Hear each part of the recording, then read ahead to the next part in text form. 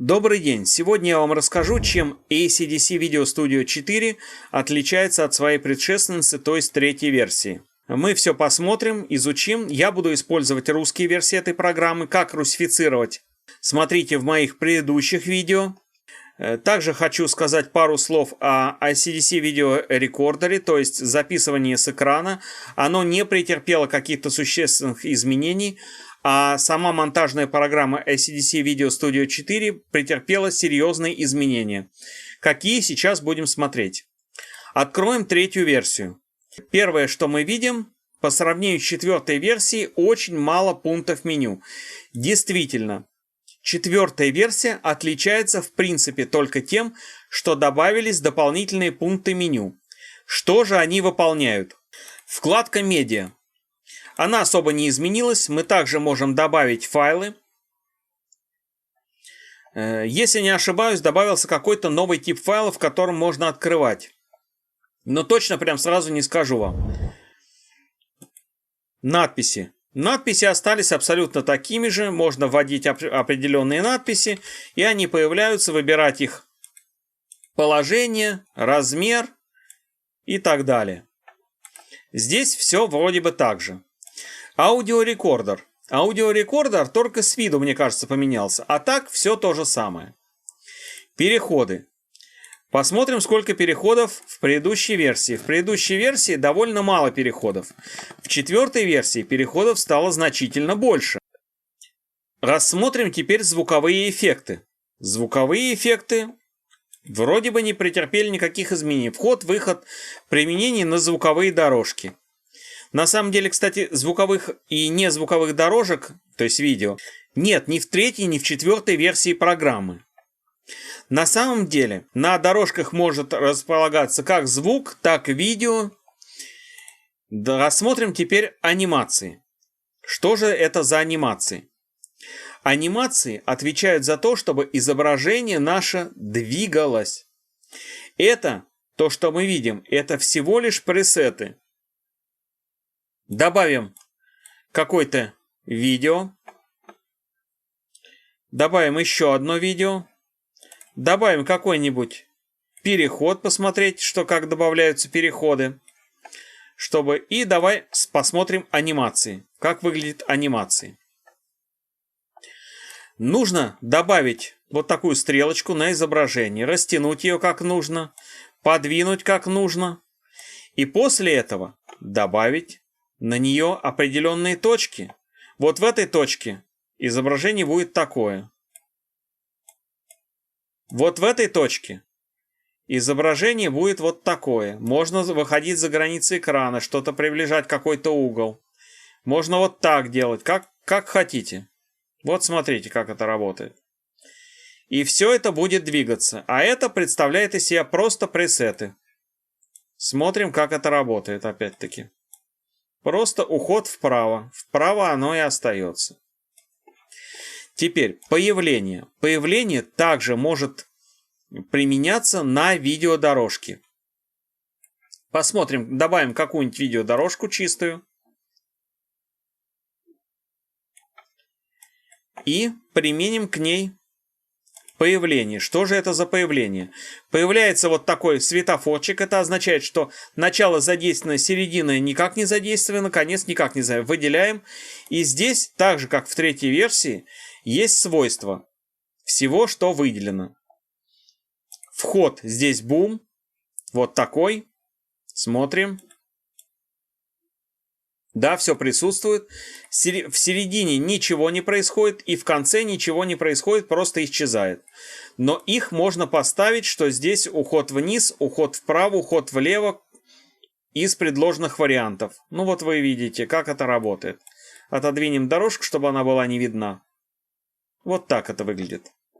Это появление, своего рода переходы, но применяемые исключительно на целиковый фрагмент. Фильтры.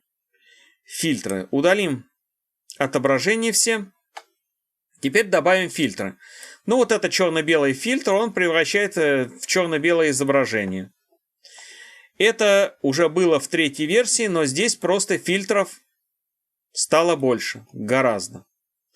Фильтры могут применяться два вместе, сочетаться между собой. И это выглядит достаточно хорошо, если правильно все сочетать. Наложение. Что же это за наложение? Наложение представляет, вот все категории выберем, это всякие световые блики, то есть это маленькие видео с прозрачным фоном, на которых блики, обратные отсчеты и так далее. Все, что может для вас понадобиться. Царапины, падающий снег. Видите, снег падает.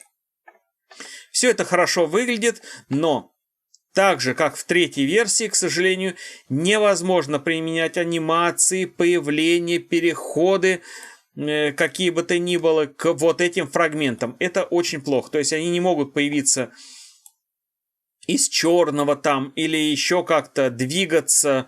Они просто применяются целиком на изображение. Еще эффекты посмотрим. Что же это за еще эффекты? Это удаление цвета. Ну, посмотрим, как это работает. Конечно, у меня нет видео с хромакеем.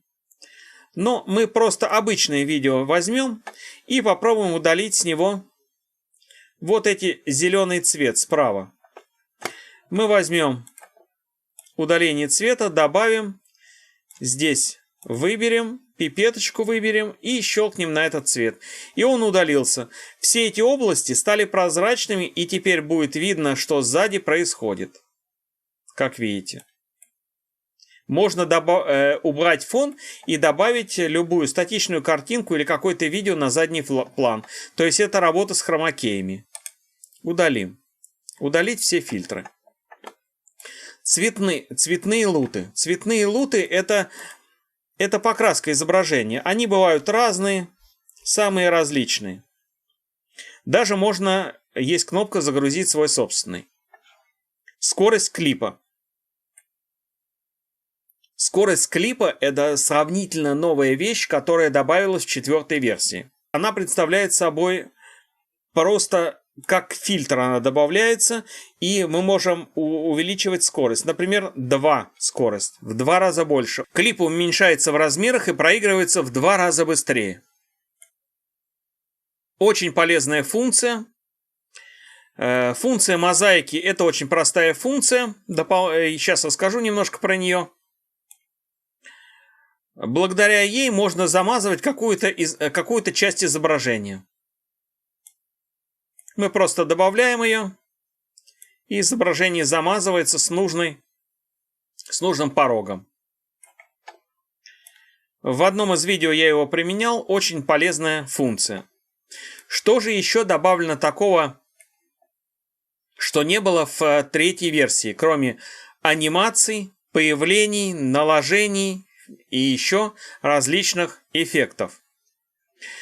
Самым большим нововведением является то, что теперь можно управлять изображением, уменьшать его, увеличивать, перемещать куда нам нужно,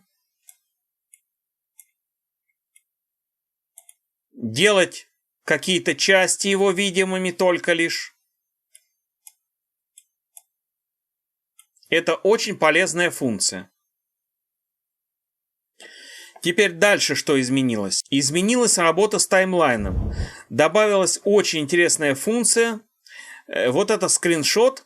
Он добавляется в медиа, его можно использовать. Но это все довольно просто. А вот правой кнопкой стоп-кадр и добавляется стоп-кадр в определенном этапе секунд. И вот здесь изображение будет стоять. Уберем все фильтры. Уберем все слои.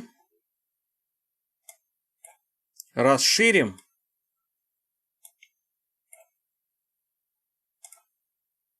До оригинального размера, чтобы нам было видно все.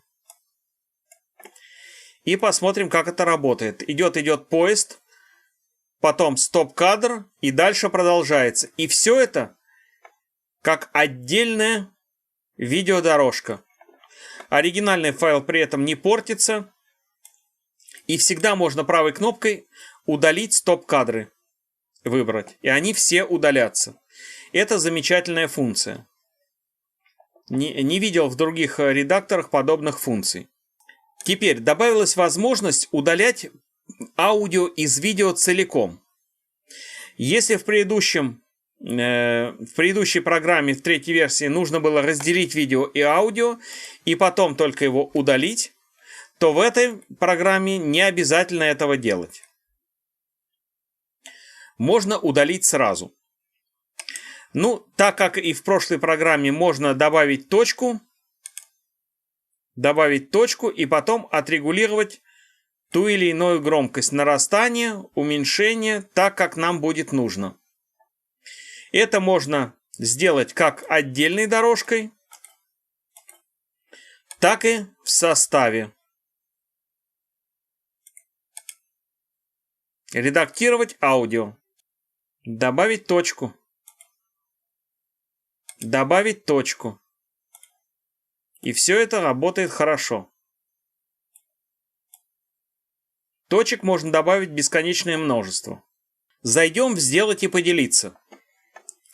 Здесь добавилось поделиться на Vimeo. Я не сторонник подобных подходов. Я считаю, что нужно сначала сделать файлы, потом загружать на YouTube или на Vimeo. Но эта возможность здесь присутствует. Подведу итоги. Программа по сравнению с третьей версией претерпела существенные изменения. Очень много что добавлено. В основном с работой с изображением, движение изображения, вырезание определенного изображения, создание эффектов картинка в картинке, дополнительные эффекты, видюшки из раздела наложений. Различные эффекты можно добавлять, менять скорость. Это тоже очень важно для всяких влогов и прочего. Удаление цвета, без него не обойтись при работе с хромакеем. Но, к сожалению, все еще есть некоторые недоработки. В плане работы со звуком программа не улучшилась никак, кроме как мы можем сделать больше или меньше, но это мы могли сделать еще и в третьей версии. В четвертой версии хотелось бы возможность подключения каких-то плагинов для убирания шума. Это было бы просто прекрасно. Но, к сожалению, в этой версии она отсутствует. Нужно использовать будет, если нужно будет убрать шум или как-то повлиять на звуковую дорожку каким-то образом, не только громкостью, то нужно будет использовать какие-то сторонние программы. Это видео, наверное, тоже будет смонтировано с помощью этой программы, а шум я буду убирать в какой-то другой программе, и вы его уже не услышите, хотя он достаточно маленький от моего микрофона. Надеюсь, мое видео вам помогло. Всем удачи, всем пока.